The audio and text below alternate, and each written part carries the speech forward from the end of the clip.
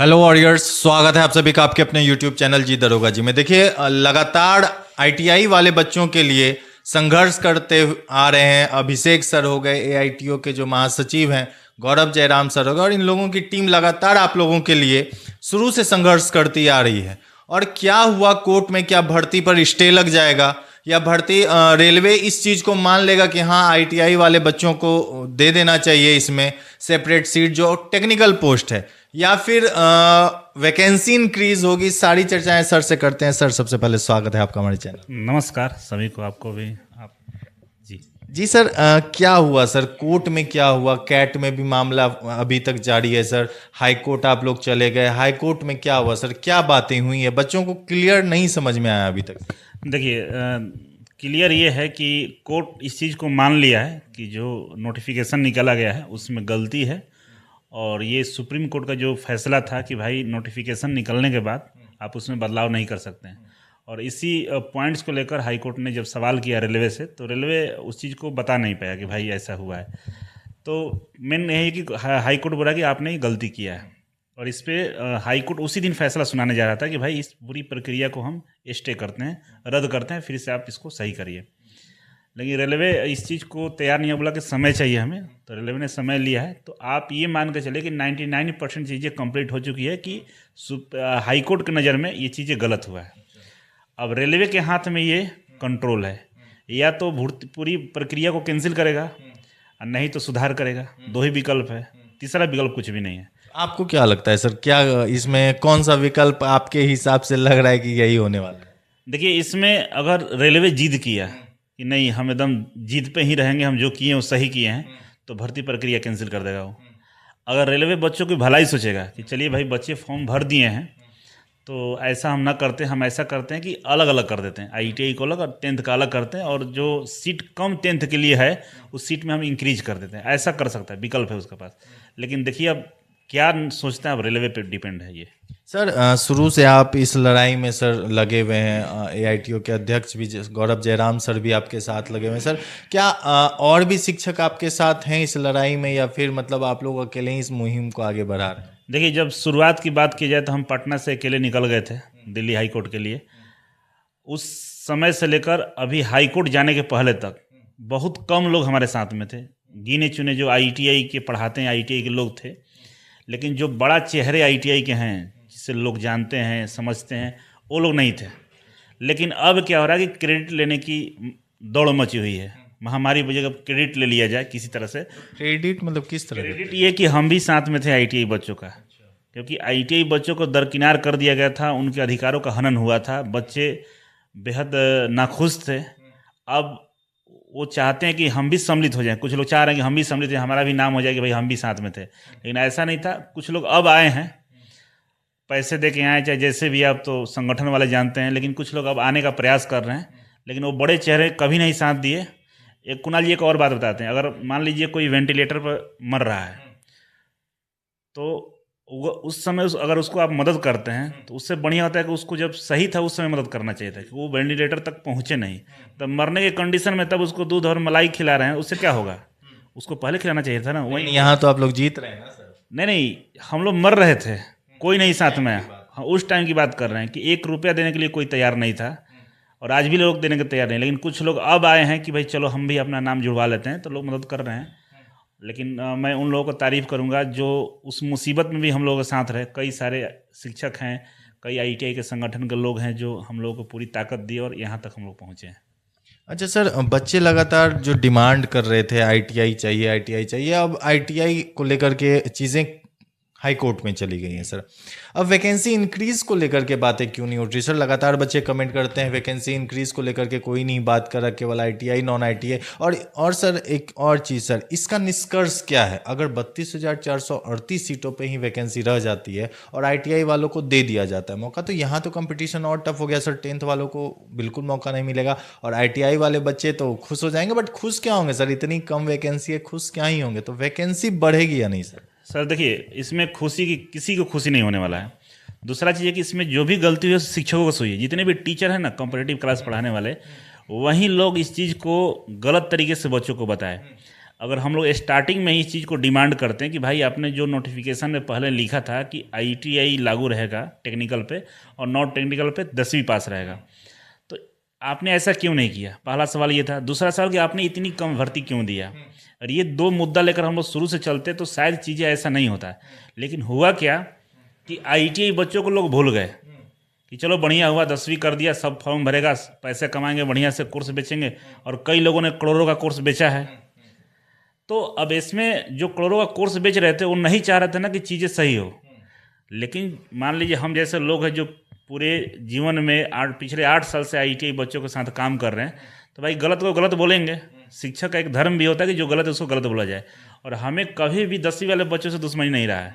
हम आज भी बच्चों के लिए तैयार है कि अगर ये जो कोर्ट का डिसीजन आता है कि भाई आईटीआई अलग 10वीं अलग, तो भर्ती बढ़ाने के लिए अगर मुझे हाई कोर्ट में जाना पड़े, धरना देना पड़े, आंदोलन करना पड़े, तो हम तैयार हैं। तो सर क्या आपको लगता है कि दोबारा फिर से आंदोलन या दोबारा फिर से हाईकोर्ट जा पाएंगे? इसी में क्यों नहीं ये ऐड कर दिया गया था कि भर्ती को भी थोड़ा बढ़ा दिया जाए, क्योंकि 1.25 लाख से ज़्यादा सीटें खाली है सर? कुणाल जी, क्या होता है ना, कोर्ट का एक प्रोसीजर होता है। कोर्ट में जो भी बातें होती है वो संविधान के आर्टिकल के अकॉर्डिंग होता है। तो कोर्ट में हम लोग इस पॉइंट को नहीं रख सकते हैं कि भाई भर्ती बढ़ाया जाए, क्योंकि कोर्ट वहाँ पे ये बोलता है कि भाई जितना रिक्वायरमेंट वहाँ उतना तो रेलवे का मन है देना है, नहीं देना वो कैसे चलाएगा उसकी जिम्मेदारी है। अगर कुछ दिक्कत हो तो हम लोग सुनेंगे, तो भर्ती बढ़ाने के बाद आप कोर्ट में नहीं बोल सकते हैं। ये पब्लिक दबाव से हो जा सकता है। बच्चे जब मान लीजिए मांग करें, ट्वीट करें, डिमांड करें, तो ये बढ़ाया जा सकता है। ट्वीट एक बार नहीं सर, 3 से 4 बार ट्वीट हो चुका, लेकिन रेलवे के कान पर जू तक नहीं रेंग रहा है सर। अब बच्चे डिमांड कर रहे हैं कि भैया बोलिए, रोड पे उतरना है, फिजिकल प्रोटेस्ट करना है। देखिए सर, हम बता रहे हैं, क्लियर बता रहे हैं, रेलवे का जू क्यों नहीं रहूँगा? क्योंकि रेलवे को पता है ना कि आपस में लोग लड़ रहे हैं, ये तो उसको पता चल गया था और इसी का फ़ायदा उठा रहा था।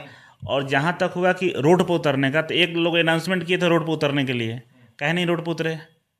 झूठों का क्रेडिट लेना चाहते हैं तो उतारना चाहिए ना। अब काहे बैठे हैं लोग जो 10वीं के सर सपोर्ट में थे? हम तो बिजी हैं भाई, आईटीआई हमारा पक्ष है कि भाई आईटीआई लागू होना चाहिए, अलग कर दीजिए, मेरा एक पक्ष है। दूसरा पक्ष ये था कि 10वीं ही रहना चाहिए, चाहे 10वीं के बच्चों के साथ में। तो उन लोगों को दबाव देना चाहिए था, धरना प्रदर्शन जो भी करना चाहिए था, भाई सीटें बढ़े, कि वो लोग क्यों नहीं किए?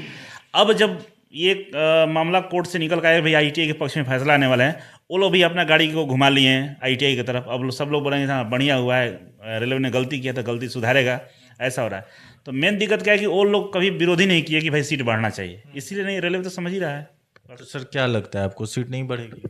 अभी तो कोई चांस नहीं बन रहा है, सीट बढ़ने का कोई उम्मीद नहीं है, क्योंकि एक तो लफड़ा में फंसा हुआ है मैटर, इससे रेलवे निकले तब तो कुछ करेगा। और रेलवे समझ चुका है कि ये टीचर आपस में लड़ रहे हैं और इसका फायदा रेलवे उठाएगा। तो टीचर भी आपस में लड़ गए सर, बच्चे भी आपस में लड़ गए, तो ये रेलवे की लड़ाने वाली मनसा, मतलब ये रेलवे आयोग कर क्या रहा है? वैकेंसी की जगह लड़ाने वाली मनसा क्यों सामने ला रहा है? वो तो लड़ा ही नहीं रहा है, लड़ा वो लोग रहे ना जो करोड़ों का टर्नओवर कर रहे हैं। उनको तो है कि भाई 2 करोड़ रुपया कमाना है, टारगेट बना के बैठे हुए हैं कि इस भर्ती में हमको 2 करोड़ का कोर्स बेचना है, तो वो लड़ा रहा है ना। हम जैसे लोग, हम लोग थोड़े लड़ा रहे हैं ना, रेलवे लड़ा रहा है।